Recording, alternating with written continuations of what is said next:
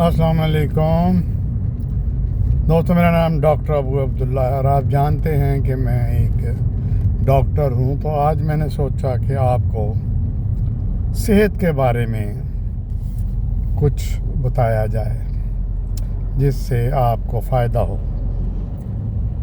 दोस्तों, आजकल रिवाज बन गया है कि ये जो लोग हैं हम लोग आजकल दवाइयाँ बहुत इस्तेमाल करते हैं। हर घर में 2 किस्म की दवाइयाँ तो मस्ट हैं, एक पेन किलर और एक विटामिन्स। ढेरों के ढेर लगे हुए हैं। अमेरिका में 2 किस्म की दवाइयों का इस्तेमाल होता है। एक वो दवाइयाँ हैं जो डॉक्टर प्रेस्क्राइब करते हैं, एक वो है कि जो ओवर द काउंटर मिल जाती हैं। अच्छा, जो ओवर द काउंटर मिलती हैं उसमें से एक तो मेडिसिन होती हैं, एक नया ड्रामा शुरू हो गया है कि जी वो हर्बल मेडिसिन्स।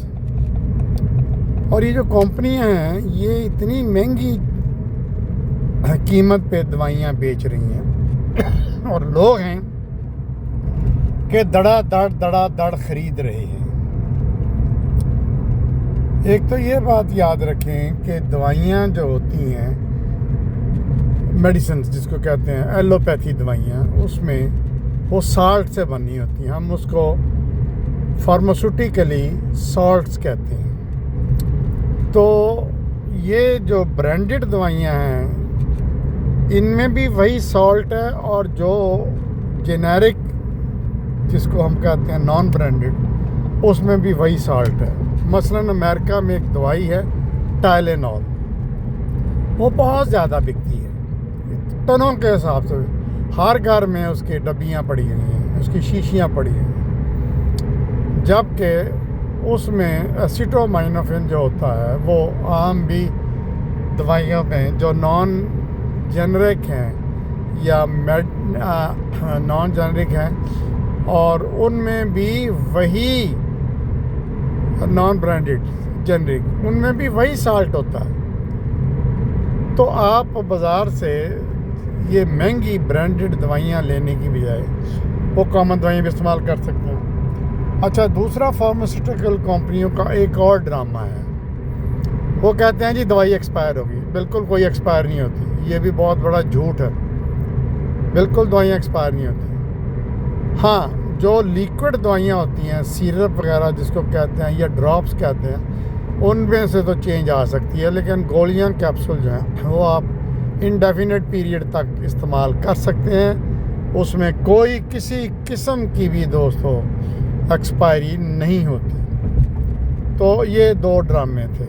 अब मैं ये इसलिए कर रहा हूँ कि आपको बताऊँ कि आप मेडिसिन या तो बिल्कुल इस्तेमाल ना करें या कम से कम इस्तेमाल करें। जैसे मैंने बताया कि हर घर में ये पेन किलर जो होती है, पाकिस्तान में पैरासीटामोल पॉन्स्टोन होती है, यहाँ पे ये होती है एसिटोमाइनोफिन या ब्रूफेन या इसके कम्बिनेशन होते हैं, और दूसरी विटामिन। मैं दोनों चीज़ें नहीं लेता। मेरी 72 ईयर्स की उम्र हो चुकी है और मैं बिल्कुल कोई विटामिन और कोई पेन किलर नहीं लेता। हाँ, वो फ़िश ऑयल के होते हैं कैप्सूल टाइप ना, तो वो ले लेता हूँ, वरना मैं नहीं लेता। मेरी बेटी बड़ी जो है, जो डॉक्टर है अमेरिका में, MD है, मुझे कहती रहती है कि ले लें वो ले लें। मैंने कहा नहीं, मैंने नहीं लेना।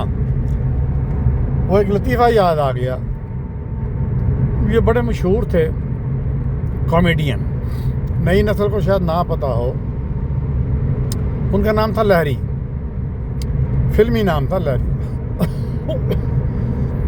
उनसे वो मोइन अख्तर, वो भी फौत हो गए हैं, ये भी फौत हो गए। उनको पूछते हैं कि लहरी साहब, सुना है आप बीमार थे? कहते हाँ। कहते हैं तो फिर आपने क्या किया? कहते मैं डॉक्टर के पास गया, क्योंकि डॉक्टर ने भी जिंदा रहना है। फिर उसके बाद उन्होंने पूछा फिर क्या किया? कहते हैं डॉक्टर ने दवाइयाँ लिखी, तो मैं फिर केमिस्ट के पास गया, उसने भी ज़िंदा रहना है। तो मोइन अख्तर ने फिर पूछा तो फिर आपने दवाइयाँ खाई? उन्होंने कहा नहीं, मैंने फेंक दी। कहते क्यों? कहते मैंने भी ज़िंदा रहना। तो दोस्तों ये एक बहुत बड़ा माफिया है फार्मास्यूटिकल इंडस्ट्री। हमारे बचपन के ज़माने में दूर दूर तक कोई डॉक्टर नहीं होता था। मेरा ताल्लुक गोजरा से है और हम स्कूल हमने वहाँ से किया, तो मेरे वालिद अकेले डॉक्टर थे पूरे इलाके में, बल्कि अगर मैं कहूँ कि पूरे डिस्ट्रिक्ट में तो 2 ही डॉक्टर थे, दोनों क्लास फेलो थे। एक अब्बा जी मेरे फादर डॉक्टर तुफैल, और दूसरे उन्हीं के क्लास फेलो थे जो हड्डी जोड़ के स्पेशलिस्ट थे। अब्बा जी आई स्पेशलिस्ट थे। तो दूर दूर तक कोई डॉक्टर नहीं होता था। लोग फर्स्ट क्लास हेल्दी थे, ज़िंदा रहते थे। किस लिए? कि वो मेडिसिन नहीं खाते थे। तो आज मैंने जो बात की है वो ये की है कि मेडिसिन या तो बिल्कुल ना खाएं या कम से कम खाएं, बहुत कम खाएं। इन लोगों ने, जो फार्मास्यूटिकल माफिया है, उन्होंने ब्लड प्रेशर की रीडिंग, ब्लड प्रेशर की और शुगर की रीडिंग टेस्ट की वो चेंज करते रहते हैं। तो इस पे अगली दफ़ा बात करेंगे। देखते रहिए चैनल।